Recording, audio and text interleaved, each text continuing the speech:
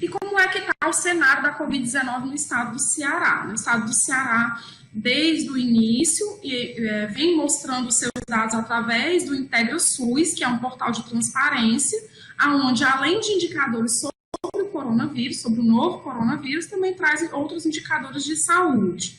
É importante a gente lembrar. Então, até o dia 7 de julho, nós tínhamos 124.845 casos confirmados por critérios laboratoriais, por todos esses critérios que a gente falou anteriormente, né, que eu acabei de falar. 6.512 óbitos, com uma taxa de letalidade de 5,2%. É importante a gente enfatizar o que é a taxa de letalidade. Então, a taxa de letalidade é o número de casos, o número de óbitos, né, daquela doença, dividido pelo número de casos daquela doença. Então, além de dizer qual é a taxa que aquela população tem de letalidade, aquela doença tem de letalidade, qual é a chance de um paciente que pega essa doença evoluir para o óbito. Então, nós temos, chegando aí perto de 100 mil casos recuperados, 315 mil exames realizados e 67 mil casos que estão aguardando encerramento do seu caso. Contando um pouquinho aqui da história, no dia 15 de março foram confirmados os 3 primeiros casos de Covid-19 no estado. No dia 20 de março, 5 dias depois, houve a transmissão comunitária, então foi assumido pelos órgãos de saúde que já havia transmissão comunitária no estado. E no dia 23 foi o registro do primeiro óbito, no dia 23 de março de 2020. E aqui a gente traz um pouquinho da curva, né, do número de casos confirmados. Então, a gente vê que o nosso pico ocorreu no dia 1º de maio, onde foram registrados mais de 1.000 casos nesse dia. A gente vê uma curva ascendente, com uma média de 664 casos confirmados diariamente. E o número acumulado, né, até a data do dia 7 de julho, 124.733 casos aqui no gráfico à direita. Quando a gente traz para os óbitos, a gente vê que houve uma ascendência muito importante, né, a partir ali da segunda quinzena de abril, que chegou ao seu pico ainda na primeira quinzena de maio, teve uma queda e depois fez novamente uma nova onda de óbitos e depois veio em curva descendente. A média de óbitos registrados por dia foi de 62 ao longo desse período. Nós temos aqui no gráfico à direita o número de óbitos acumulados, então chegando aí a um pouco mais de 6 mil óbitos na data do dia 7 de julho. Então aqui eu trago para vocês verem a importância dessa disseminação, né, do óbito, como ele foi acelerado. Então, do dia 23 de março, que foi o primeiro óbito registrado, até o dia 23 de abril, ou seja, no intervalo de 30 dias, nós tivemos 309 óbitos registrados. Quando a gente traz aquela curva ascendente de abril, que eu mostrei no slide anterior, ela é mais condensada, a gente consegue ver que esse número de óbitos, ele mais do que duplicou, e no intervalo que foi pela metade. Então, nós tivemos o dobro de óbitos, mais do que o dobro de óbitos, no intervalo de metade do tempo do que aconteceu em abril. Então, foram 710 óbitos registrados em 15 dias.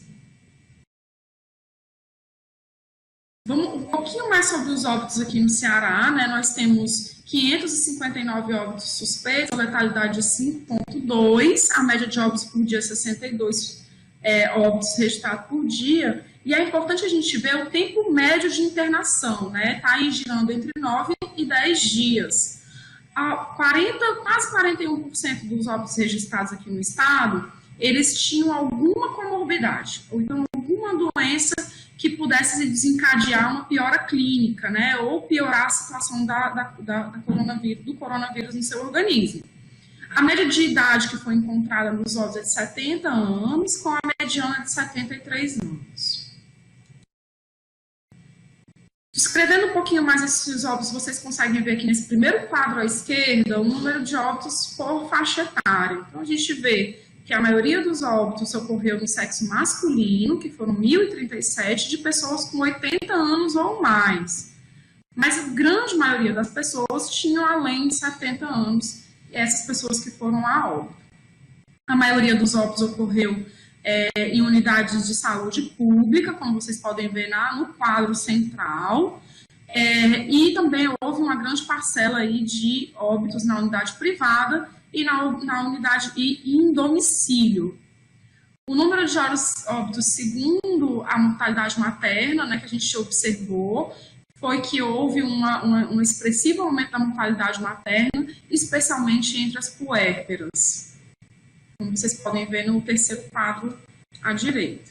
Entre o início dos sintomas e a internação foi de 7 dias, entre o início dos sintomas e o resultado do exame foram de 14 dias, e entre a data do início dos sintomas e o óbito foi de 15 dias.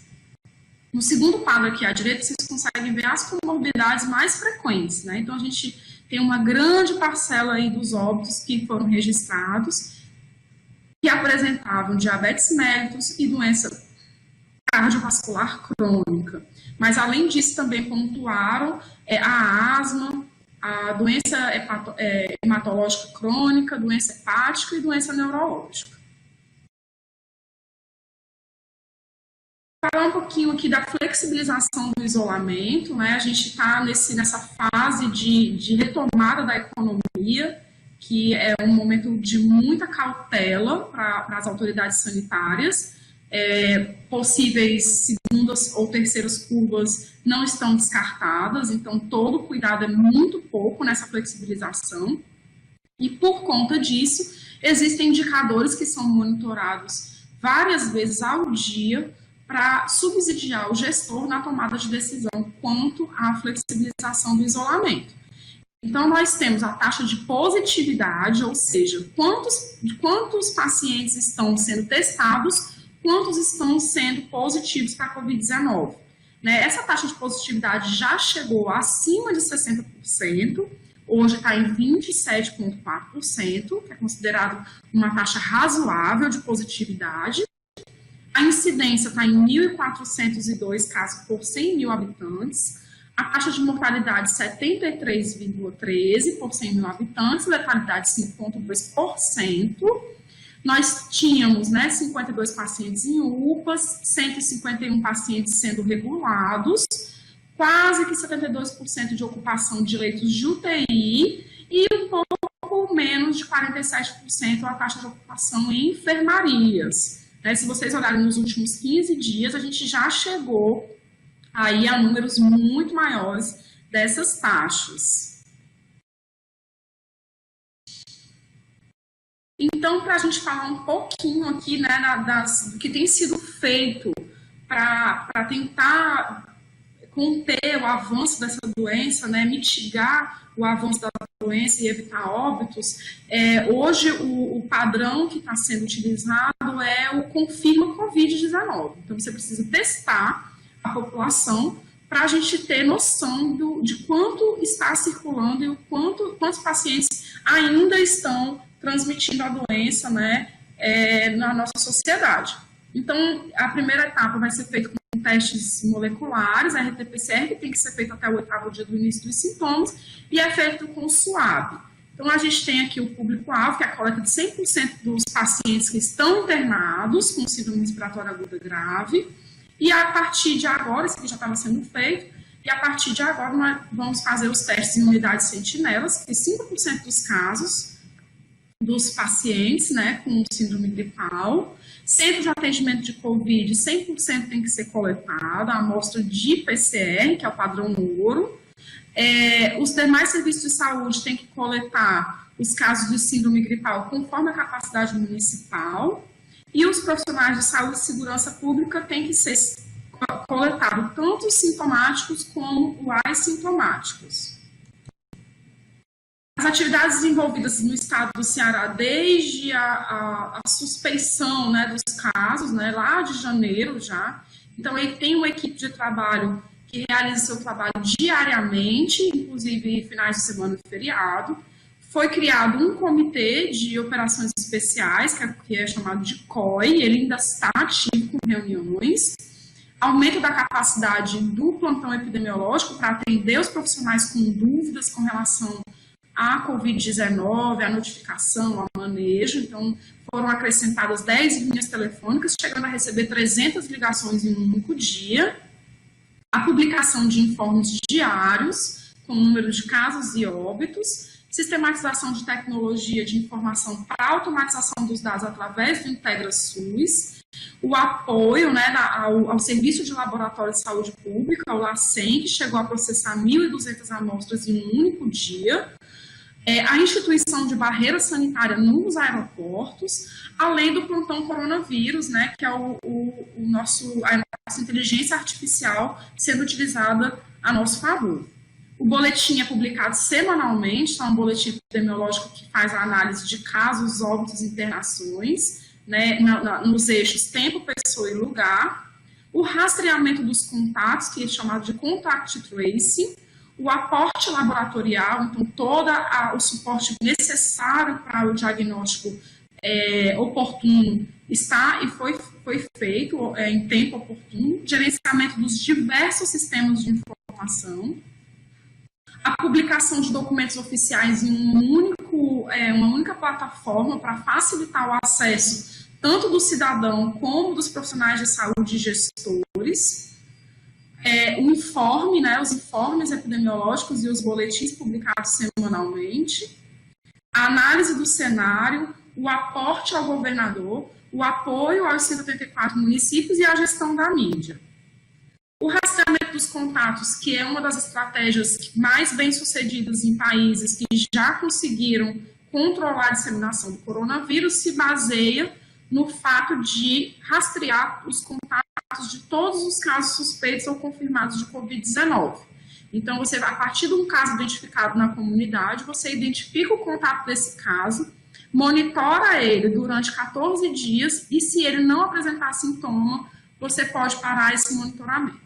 Caso ele apresente sintoma, você vai entrar em contato com os contatos desse caso, rastrear durante 14 dias e fazer o tratamento no caso de positivo para a Covid. Essa é a estratégia de identificar, isolar e tratar. E alguns resultados que foram alcançados aqui no estado, nos enche, né, de orgulho, com relação ao Ceará, além de estar, né, na ponta do estado mais transparente dos dados de coronavírus, né, de Covid-19, é o estado que mais testou, né, que mais tem testado os pacientes, né, as pessoas, os cidadãos aqui no Brasil. Além disso, existe a plataforma de atendimento inteligente, de acesso público, onde as pessoas podem ter acesso a inúmeras informações sobre o atendimento dos pacientes que procuram plantão corona, a localização, quais são os sinais e sintomas mais frequentes, que tipo de atendimento eles procuram, como é classificado esse paciente, os horários onde eles são atendidos, né, que são mais atendidos, entre outras informações. Para a prevenção, né, dessa doença, enquanto não há vacina e nenhuma medicação, nenhuma medida terapêutica efetiva, né, e de fato consolidada, por enquanto a gente ainda está no campo das pesquisas, as medidas não farmacológicas, elas são as que têm sido mais efetivas e mais eficazes no controle da doença. Então, o que são essas medidas não farmacológicas? Né? Elas incluem medidas de proteção social, medidas ambientais, medidas de distanciamento social e medidas relacionadas com as viagens. Então, as medidas de saúde pública, que são as medidas tomadas por indivíduos, instituições, comunidades, governos locais ou nacionais, ou organismos internacionais para reduzir a propagação do Covid-19. E o que é esse distanciamento social que a gente tanto fala, né? Medidas aplicadas a entornos sociais específicos ou à sociedade em sua totalidade, para reduzir o risco de adquirir ou de difundir a Covid-19. E o isolamento de pessoas é a separação de pessoas doentes ou contaminadas de outras pessoas com o objetivo de prevenir a propagação de uma infecção ou contaminação. E o que é a quarentena, né? Também é um termo que está bem utilizado, é a restrição de atividades ou separação de outras pessoas que não estão doentes, de modo a prevenir a possível propagação da infecção ou contaminação. É bom a gente ter esses conceitos.